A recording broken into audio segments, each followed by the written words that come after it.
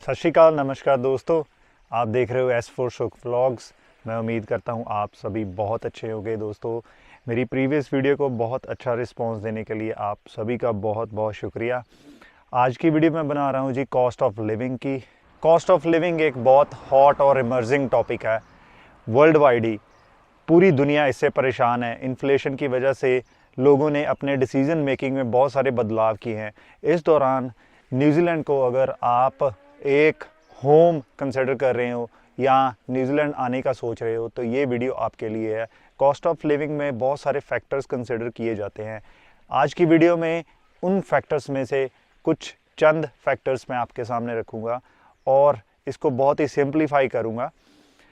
कुछ फैक्टर्स जो कि सबसे प्रोमिनेंट हैं वो है टैक्सेशन सिस्टम। न्यूजीलैंड का टैक्स सिस्टम कैसा है, और उसके बाद आपका अकोमोडेशन का क्या खर्चा है, आपकी ट्रांसपोर्टेशन का, आपकी फूड ग्रॉसरीज का और अदर मिसलेनियस एक्सपेंस करने के बाद एंड ऑफ द ईयर आपके पास कितने पैसे बचते हैं।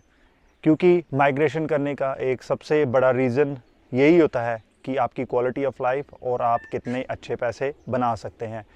तो वीडियो शुरू करने से पहले मैं कन्वर्जन रेट बता दूं। एक न्यूजीलैंड डॉलर अभी 50, 48 या 52 इन तीनों ब्रैकेट्स में होवर करता रहता है मार्केट के अकॉर्डिंगली। 50 रुपीज़ है जो वो $1 की कन्वर्जन पे ये मैं वीडियो बनाऊंगा, और हो सकता है कुछ चीज़ें आपसे ना रेलेवेंट हो तो आप उसको निगलेक्ट कर सकते हैं। सबसे पहले मैं टैक्सेशन सिस्टम्स के बारे में बात करूंगा। वेस्टर्न कंट्रीज़ बहुत सारी जो रन करती हैं वो माइग्रेंट्स इकोनॉमी पे और स्टूडेंट की जो इकोनॉमी है उस पे रन करती हैं, क्योंकि यहाँ से इनको बहुत सारी इनकम आती है। इसको सिंप्लीफाई करने के लिए मैं सिर्फ 2 सिनेरियो क्रिएट करूँगा इस पूरी वीडियो को।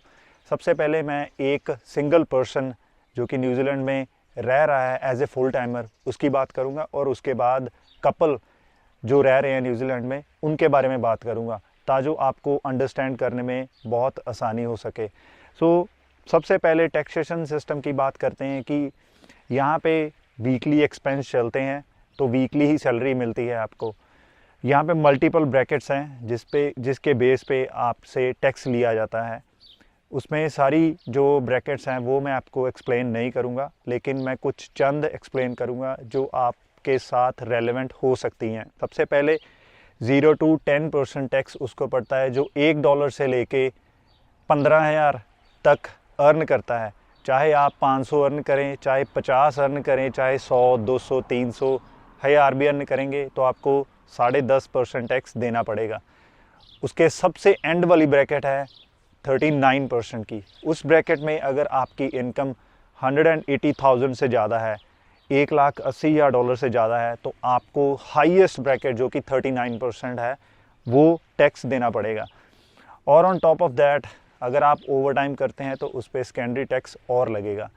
इनके बीच में एक टैक्स ब्रैकेट आती है जो कि है $48,000 से लेके $54,000 की, जिसमें आपको 21.5% टैक्स लगेगा। मोस्ट ऑफ द माइग्रेंट्स जो कि इनिशियली आते हैं वो इस टैक्स ब्रैकेट में बैठते हैं, तो इसके लिए मैं ये वाली टैक्स ब्रैकेट आपको एक्सप्लेन करूँगा। न्यूजीलैंड में जो मिनिमम वेज अभी करंटली चल रहा है वो $23.15 है।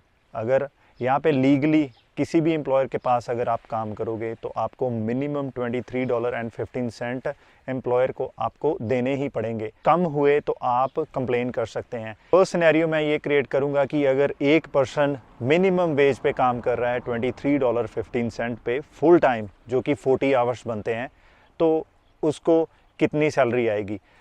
$23.15 पे अगर आप 40 आवर्स काम करेंगे तो अप्रॉक्सीमेटली $926 आपको वीकली सैलरी आएगी, जिसमें से आपका 21% टैक्स कट जाएगा।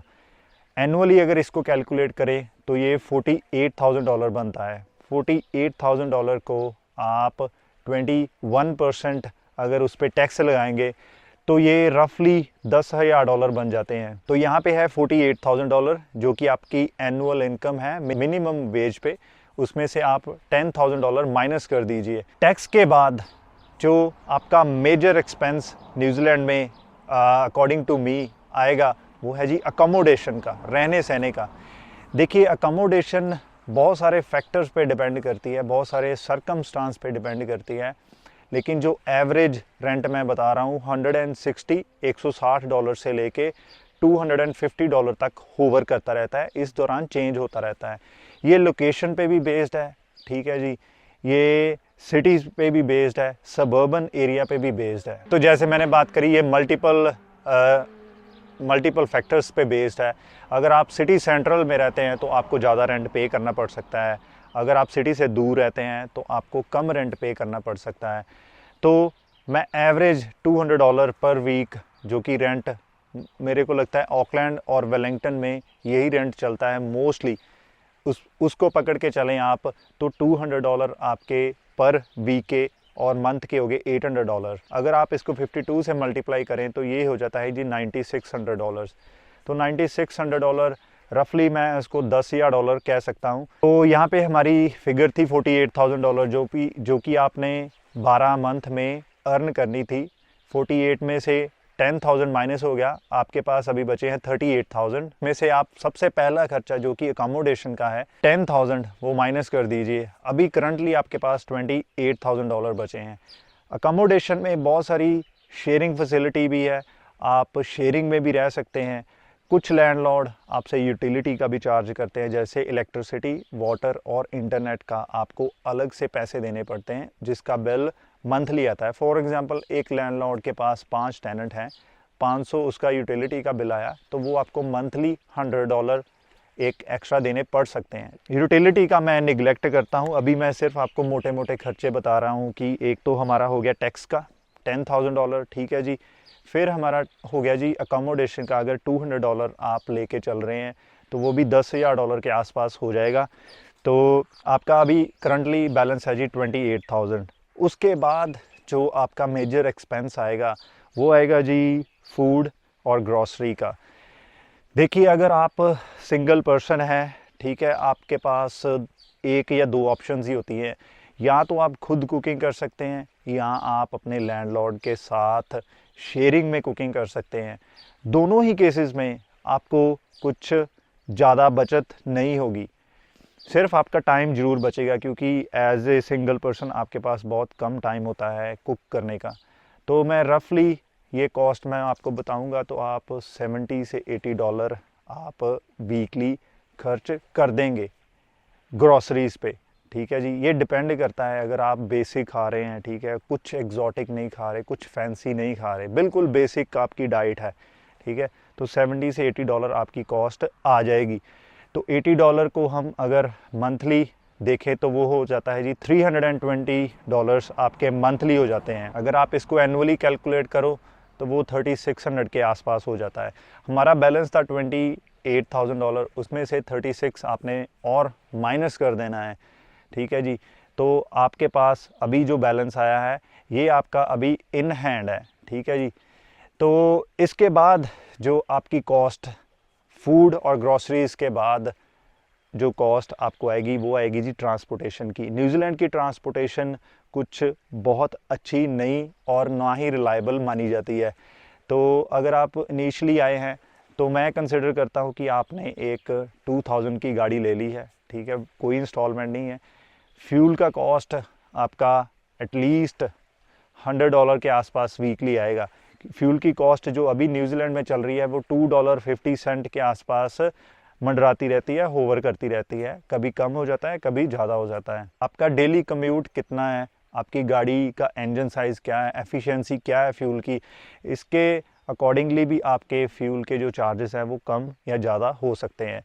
लेकिन $100 मैं एवरेज पकड़ के चलूँ तो आपका $400 जो है एक मंथली खर्चा आपको ट्रांसपोर्टेशन का भी देना पड़ रहा है, ठीक है। हमारे पास 28,000 में हमने 3600 माइनस करा तो हमारे पास रफली 25,000 की फिगर आ जाती है, ठीक है जी।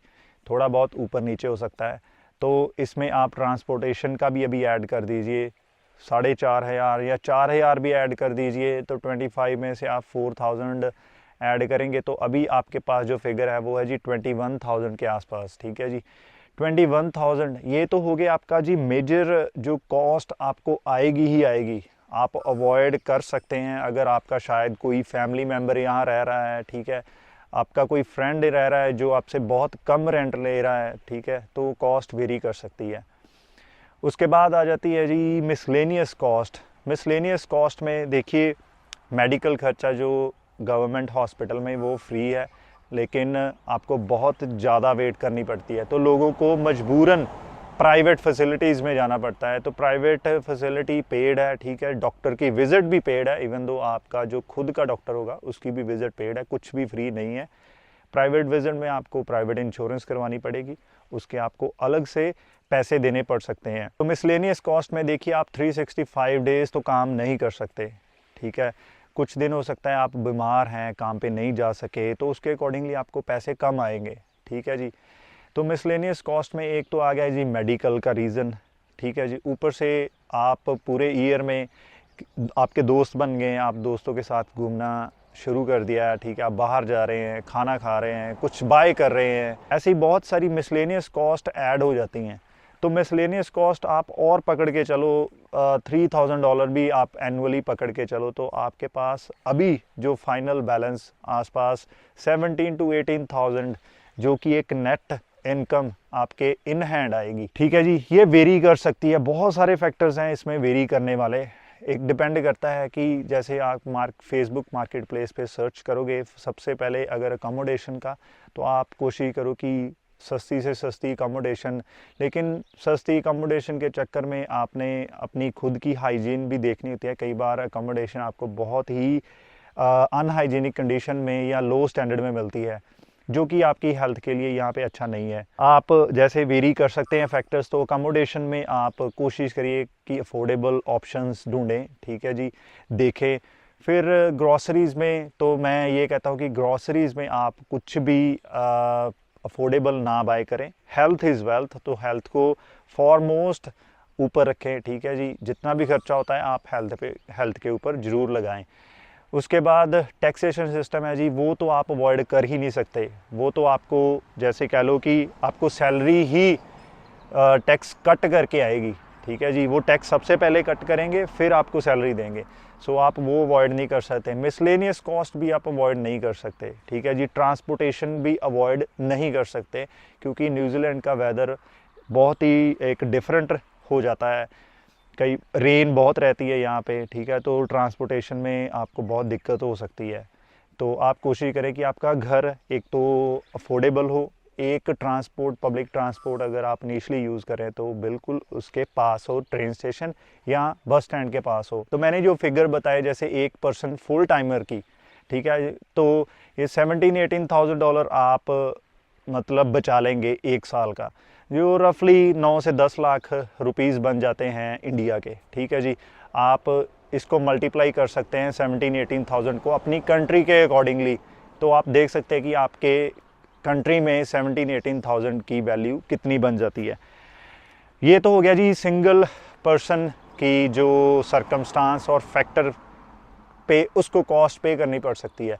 उसके बाद आ जाते हैं जी कपल की बारी आ जाती है। देखिए कपल जब आ जाते हैं तो जैसे दो जन अगर रह रहे हैं यहाँ पे न्यूजीलैंड में, ठीक है जी, सबसे पहला फैक्टर उनको जो अफेक्ट करेगा वो है जी अकोमोडेशन का। अकोमोडेशन में देखिए आप शेयरिंग में भी रह सकते हैं, किसी के घर में आप एज ए शेयरिंग कर सकते हैं, आप खुद अपना खाना पका सकते हैं, आपको एक रूम दे दिया जाएगा, ठीक है जी, आप उसमें मैनेज करके रह सकते हैं। लेकिन उसकी कॉस्ट बढ़ जाएगी, क्योंकि अगर कपल को रखते हैं लोग तो वो 250 से लेके 350 तक आपका रेंट एक रूम का रहेगा। सीधी सीधी आपकी जो कॉस्ट है वो बहुत ज़्यादा बढ़ जाती है, ठीक है जी, अकोमोडेशन की।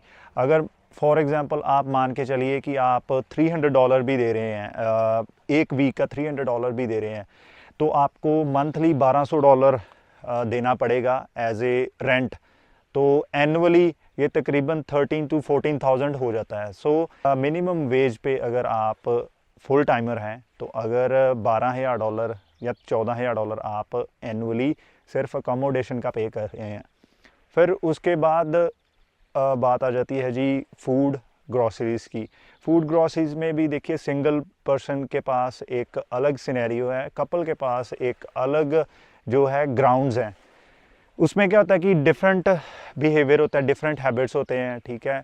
आप ज़्यादातर कपल्स बाहर खाना खाएंगे, पार्टीज़ में जाएंगे, आपकी कॉस्ट बहुत वेरी करेगी फूड की डेफिनेटली आपकी ग्रॉसरी जो मंथली वीकली मैं कह रहा हूँ, वीकली जो आपकी ग्रॉसरी की कॉस्ट 100 एंड 150 के आसपास हो जाएगी। 150 तो मिनिमम मैं बता रहा हूँ, 2 पर्सन की जो ग्रॉसरी कॉस्ट वो आ जाएगी।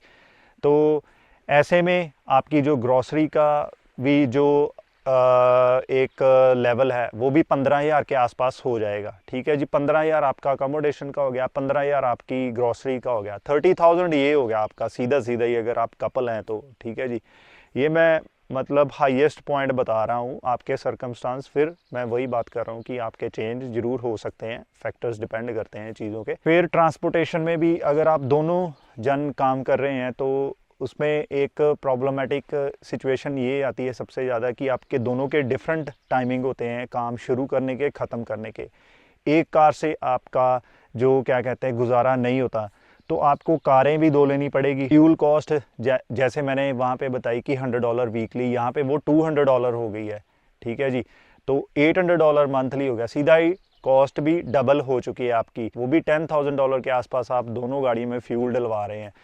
तो 30 + 10 40,000 तो ये हो गया आपका, ठीक है जी। अगर और 48,000 की अगर आप मिनिमम वेज एक जन की थी तो उसमें 21.5% टैक्स लगेगा, तो आपका $10,000 और ख़त्म हो जाएगा।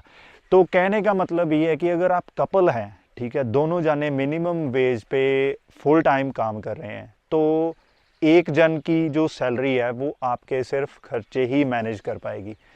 आपका सिर्फ अकोमोडेशन का, ट्रांसपोर्टेशन का, आपकी मिसलेनियस कॉस्ट ही कवर कर पाएगी, हार्डली, बेयरली मैं ये कह रहा हूँ, ठीक है जी। तो एक जन का अगर 48,000 है, वो उसमें से 10,000 टैक्स डिडक्ट करके आपके पास जो एक नेट सेविंग है वो 40,000 हो जाएगी। सो बेसिकली मोटा मोटा यही फ़र्क है एक, कि सिंगल बंदे की जो इनकम से आप ज़्यादा कम सेव कर पाएंगे, ठीक है, अगर आप एज ए कपल रह रहे हैं। तो ये मैंने बता दिए जी जो मोटे मोटे फैक्ट थे, और मिनिमम वेज पे 2 सिनेरियो, इससे आपको कॉस्ट ऑफ लिविंग की एक अच्छी गाइडलाइन मिल चुकी होगी। एक तो मैंने टैक्सेशन सिस्टम का बता दिया, फिर आपकी अकोमोडेशन का बता दिया, फिर जो फूड कॉस्ट, ट्रांसपोर्टेशन कॉस्ट, ठीक है जी, मिसलेनियस एक्सपेंसेस जो आपको देखने को मिलेंगे, वो दोनों सिनेरियो में दिखा दिया कि एक कपल है और एक सिंगल पर्सन न्यूजीलैंड में आने वाला है और देखने वाला है अपना आगे का फ्यूचर यहाँ पे। ऐसा है कि जो मैंने फैक्ट एंड फिगर्स बताए हैं आप उसको कंसिडर भी कर सकते हैं, ठीक है। अगर आपको रिसर्च करनी है, आप रिसर्च ज़रूर कीजिए। हो सकता है कि करंट बेसिस पे आप जहाँ जिस भी देश में रह रहे हैं, ठीक है, जो भी आप काम कर रहे हैं, आप इसके नियर अबाउट अर्न कर रहे हों या इससे ज़्यादा भी अर्न कर रहे हो सकते हैं, ठीक है। तो ये कंसिडर जरूर करके चलिए कि अगर मान लो ये 48,000 मैंने मिनिमम बताया है कि अगर आप मिनिमम वेज पे फुल टाइमर है, तो अगर आप मैक्स चले जाते हैं, ठीक है, आपकी सैलरी बढ़ जाती है, उसके अकॉर्डिंगली टैक्स ब्रैकेट और बढ़ता जाता है, 30%, 33% और 39% तक पहुंच जाता है। तो अगर जितना ज़्यादा आप अर्न करेंगे उतना ज़्यादा आप टैक्स पे ज़रूर करेंगे। जैसे मान लो कि $1,00,000 आपकी सैलरी हो गई है, पहले आप 48,000 पे थे, अभी आप $1,00,000 पे है, तो 33% के अकॉर्डिंगली आपको $33,000 सीधा सीधा ही सरकार को देना पड़ेगा। 33,000 जो कि रफली 15 लाख एनुअल टैक्स बनता है 50 लाख की इनकम पे, वो आपको देना पड़ेगा। तो आप बहुत सारे फैक्टर कंसिडर कर सकते हैं, ठीक है जी। आप ऑकलैंड से बाहर मूव कर सकते हैं, क्योंकि ऑकलैंड एक मेट्रो सिटी है और सबसे बिगेस्ट सिटी है न्यूजीलैंड की, और यहाँ पे कॉस्ट फैक्टर बहुत ज़्यादा है हर एक चीज़ का, ठीक है जी। बाकी बाहर सिटीज़ में जैसे कह लो कि काफ़ी काउंसिल्स जो कि पानी का बिल नहीं चार्ज करती, तो जो लैंडलॉर्ड है वो आपसे आगे एज ए टेनेंट आपसे बहुत कम पैसे चार्ज करते हैं, ठीक है जी। तो ऐसे बहुत सारे फैक्टर हैं जो आपको कंसिडर करने चाहिए बिफोर मूविंग टू न्यूजीलैंड। और मैं एक और इन्फॉर्मेशन बता दूंगा जी, न्यूजीलैंड में अगर आपने घर बाय करना है तो सबसे पहले आपको 10% डिपॉजिट देना पड़ेगा। आप कंडीशन यही है कि आप पीआर होने चाहिए और सिटीजन होने चाहिए इस कंट्री के, फिर आप घर बाय कर सकते हैं और 10% डिपॉजिट है। तो एज ए कपल के सिनेरियो में अगर आप कपल हैं तो आपकी जैसे 40,000 आपने सेविंग कर ली, तो आप रफली 2 या 3 साल में आप कैपेबल हो जाते हैं यहाँ पे घर बाय करने का अपना खुद का। तो ये एक सिर्फ एक एडिशनल इन्फॉर्मेशन मैं प्रोवाइड करना चाहता हूँ। तो सिंगल बंदे को थोड़ा डिफ़िकल्ट हो जाता है क्योंकि बाद में उसकी जो मॉर्गेज इंस्टॉलमेंट है वो बहुत डिफ़िकल्ट है पे करना, जो कि करंट सिनेरियो के अकॉर्डिंगली। तो ये था जी आज का मेरा एक डिटेल्ड कॉस्ट ऑफ लिविंग के बारे में, fact and figures of New Zealand. अगर न्यूजीलैंड के बारे में आपको कोई और इन्फॉर्मेशन, कुछ वीज़े के रिगार्डिंग, ठीक है जी, किसी अपनी स्टडी के रिगार्डिंग आप या किसी भी फील्ड के रिगार्डिंग, अपनी जॉब के रिगार्डिंग कुछ भी आप चाहते हैं कि मैं वीडियो बनाऊं, आप मेरे को नीचे कमेंट करिए, ठीक है। मैं पूरी कोशिश करूंगा उस पर रिसर्च करके आपको वीडियो बनाने की और इन्फॉर्मेशन देने की, ठीक है जी। तो ये थी मेरी आज की एक डिटेल एंड शॉर्ट वीडियो, ठीक है जी। और कोई भी चीज़ कंसिडर करने से पहले प्लीज़ आप मेक श्योर कीजिए, आप खुद की रिसर्च कीजिए, ठीक है, और फिर किसी चीज़ को कंसिडर कीजिए। तो मैं मिलता हूँ आपको नेक्स्ट वीडियो में, ठीक है जी। तब तक सब अपना ख्याल रखिए जी। सत श्री अकाल, नमस्कार।